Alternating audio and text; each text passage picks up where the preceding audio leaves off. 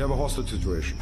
उन्होंने चाइनीज को उठाया हुआ है, हर 24 घंटे में बंदा मार रहा है। The situation is unacceptable. Let's pay them a visit. Friends, 2004 में अलकायदा की जमात का एक शख्स जिसका नाम अब्दुल्ला मसूद था, अमेरिकन जेल गुआंतानामो बे से रिहा किया गया।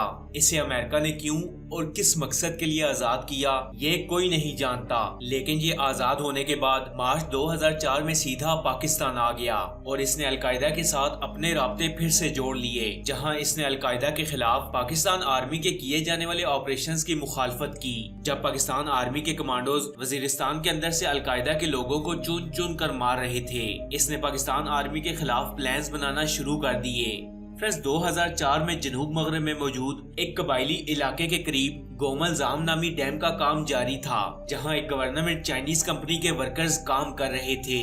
अब्दुल्ला मसूद ने यहां काम करने वाले 2 इंजीनियर्स को, जो अपनी गाड़ी में कहीं सफर कर रहे थे, सिक्योरिटी गार्ड और ड्राइवर समेत अगवा कर लिया और बाद में पाकिस्तानी ड्राइवर और सिक्योरिटी गार्ड को रिहा कर दिया और इन चाइनीज इंजीनियर्स के बदले पाकिस्तानी हुकूमत से अलकायदा के 5 एहलकारों को रिहा करने की बात की, जो जनूबी वजीरिस्तान से पाकिस्तान आर्मी के खिलाफ ऑपरेशन की प्लानिंग करते हुए पाक फौज के हत्थे लगे थे।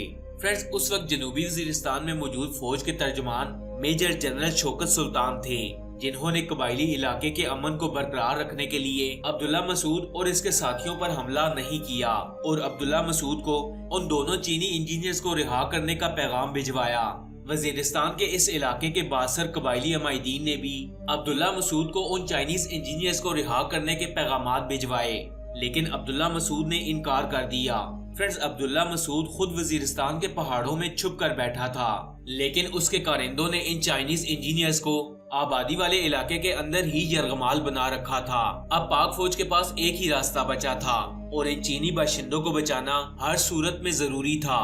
पाक फौज के एसएसजी कमांडोज का एक दस्ता तैयार कर लिया गया और ऑपरेशन की प्लानिंग भी मुकम्मल कर ली गई। फ्रेंड्स, जिन बाअसर कबायली लोगों ने अब्दुल्ला मसूद को उन चाइनीज इंजीनियर्स को रिहा करने के पैगाम भिजवाए थे, अब वो भी पाक फौज को ताकत का इस्तेमाल करके इन चीनी बाशिंदों को बाजियाब करवाने का बोल रहे थे और इन्होंने इस ऑपरेशन में पाक फौज की मदद भी की। फ्रेंड्स, उसी दिन एसएसजी कमांडोज के इस दस्ते ने मगरब के वक्त एक घर पर धावा बोल दिया और उस घर में मौजूद दहशतगर्दों को वहीं मौत की नींद सुला दिया।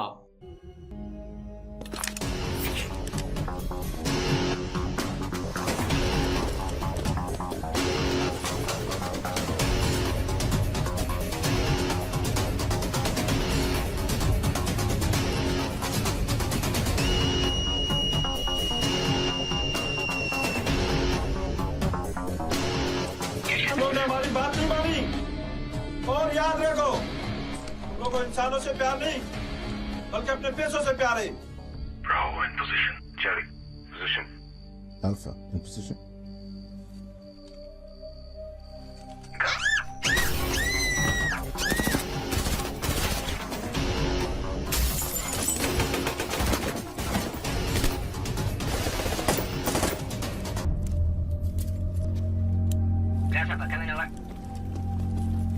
फ्रेंड्स, दहशतगर्दों और पाक फौज की तरफ से की जाने वाली फायरिंग के तबादले में एक इंजीनियर जिसका नाम वांग यंग था, गोली लगने से हलाक हो गया, जबकि दूसरे इंजीनियर को जिंदा बचा लिया गया।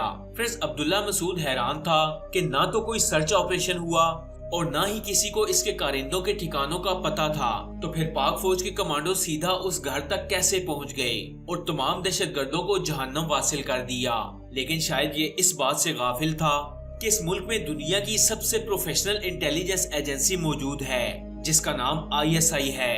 मेजर जनरल शौकत सुल्तान का कहना था कि एसएसजी कमांडोज ने सिर्फ उसी वक्त हमला किया जब इन चाइनीज बाशिंदों को रिहा करने से इनकार कर दिया गया। पाक फौज किसी भी इलाके का अमन बरकरार रखने की भरपूर कोशिश करती है, लेकिन जब बात मासूम जानों की जिंदगियों पर आ जाए तो फिर इन दहशतगर्दों को जहन्नम भेजना एक फर्ज बन जाता है। फ्रेंड्स, मैं उम्मीद करता हूं कि आपको इस वीडियो से बहुत कुछ जानने को मिला होगा।